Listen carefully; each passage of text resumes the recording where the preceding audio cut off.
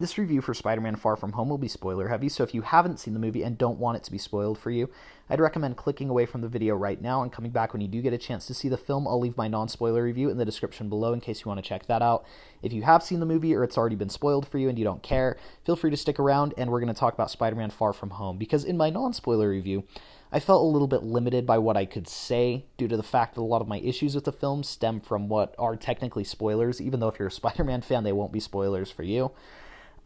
So this is going to be more of an extension of that, kind of a spoiler discussion. So in my non-spoiler review, I said that Spider-Man Far From Home is a 7.2 out of 10. I think it's much better than Homecoming was. I still don't think it's nearly as good thematically or emotionally as Spider-Man 2, Spider-Man 1, or Into the Spider-Verse. But again, it's far from being the worst one. It's a huge step up from Homecoming. And overall, I was really impressed with Jon Watts here, because it seems like he's finally understanding how to make these films. With Homecoming, I felt like we had a director who didn't know what to do and didn't really comprehend how big, if you will, the power and responsibility he held when he was making a Spider-Man movie.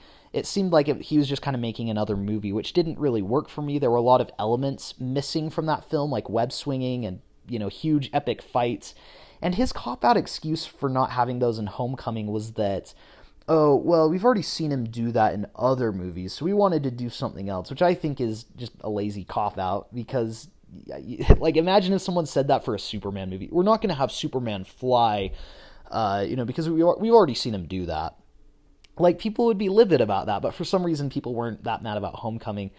And having seen Far From Home, I kind of wonder if that's true, that he just wanted to do something different, because I'm starting to think maybe he just didn't know how to film a web-swinging sequence, because the web-swinging sequence at the end of Far From Home is clunky as hell. It is not good. Like, the shots are, like, super obscure and from far away. You don't really get good looks at Spider-Man as he's swinging around. Like, the colors are really drab. It's really gray, and there's a lot of quick cutting, so there's not a good continuous, like, exhilarating shot.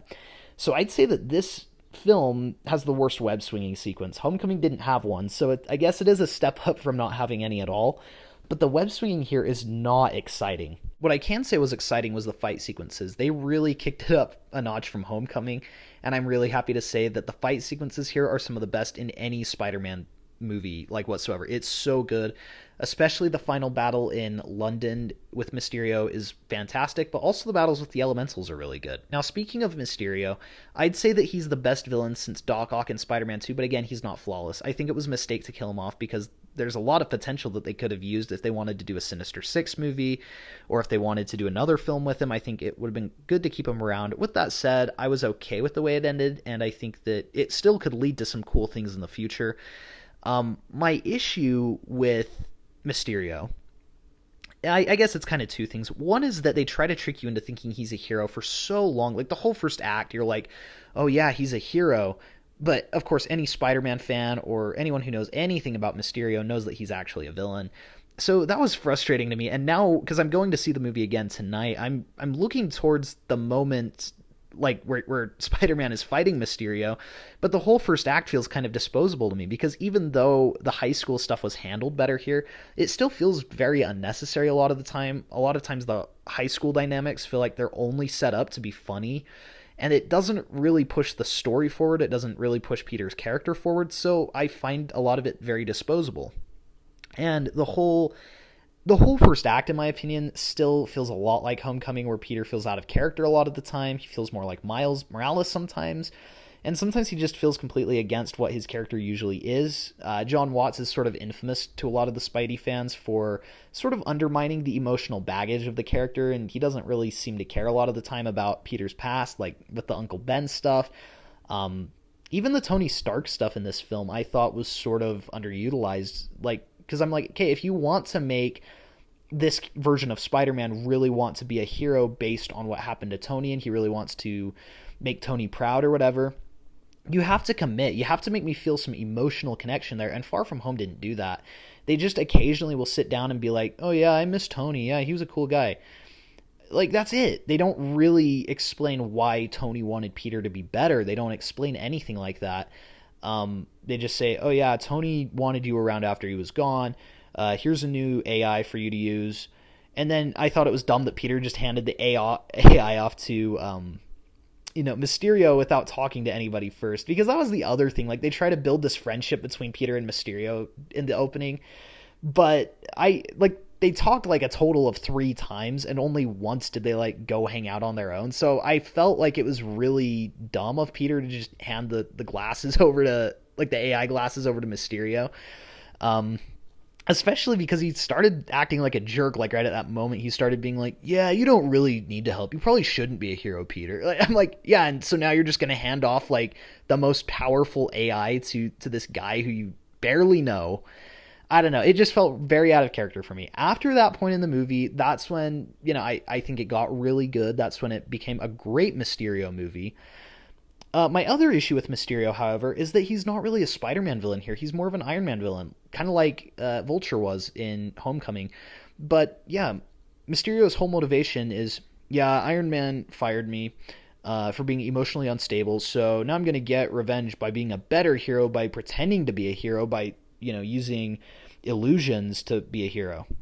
So it's a weird motivation that feels more targeted towards Iron Man than Spider-Man, and Spider-Man just kind of feels like the guy who jumps in and interrupts the plan rather than having a real connection with Mysterio and having a real rivalry with him. With that said, I do think that the rivalry here was handled far better than Vulture's and Spider-Man's in Homecoming.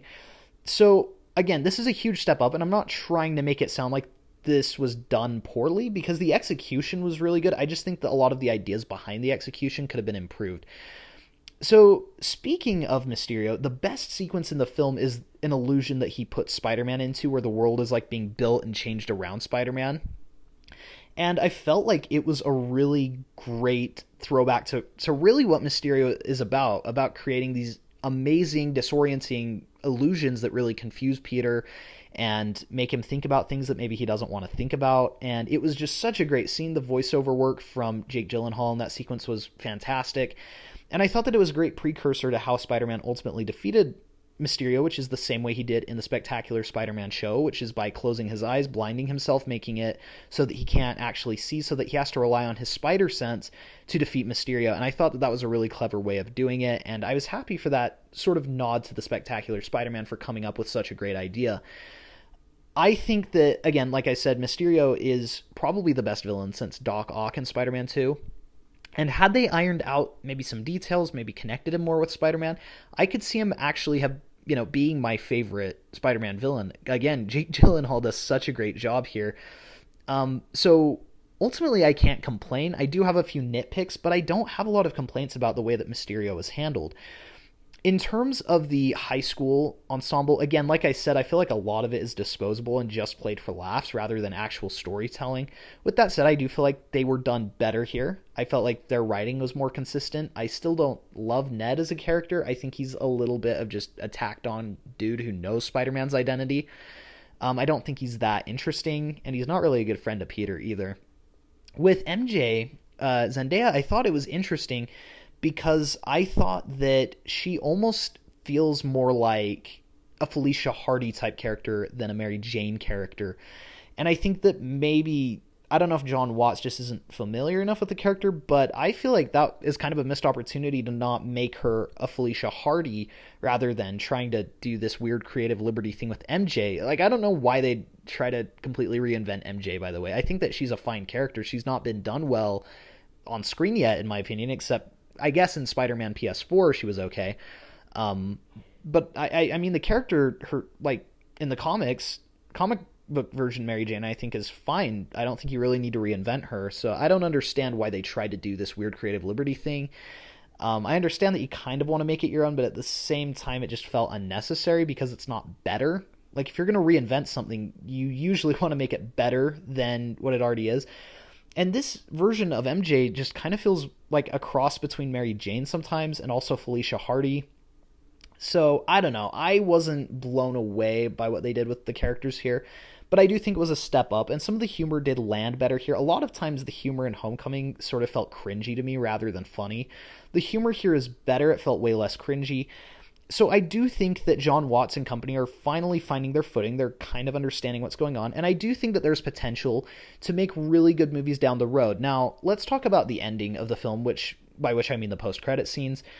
I think that, well, and also overall, I think that these movies just need to move away from Iron Man. I think that this movie was about Peter becoming his own hero, becoming Spider-Man, and I think they need to go forward with that. I think that they kind of have to leave Iron Man behind. He can be mentioned, but I don't know. I think that it needs to become less reliant on Iron Man. And please, no more villains that are really Iron Man villains, okay? Like, if Scorpion jumps in Spider-Man 3 and is like, Tony Stark experimented on me and I've never been the same, I'm gonna lose it. Like, please, make the villains more connected to Spider-Man. But the post-credit scenes, I'll talk about the worst one first, which is that we learn that Nick Fury is actually a Skrull who was hired by Nick Fury to sort of replace him on Earth while Nick Fury is just hanging out in space. I think that this is an okay setup, but it's just such a weird way to leave the film. I think that this should have been the opening of the next MCU film rather than a post-credit scene for Spider-Man. I don't really mind it. I just don't really care about it yet either because it doesn't feel relevant to this movie.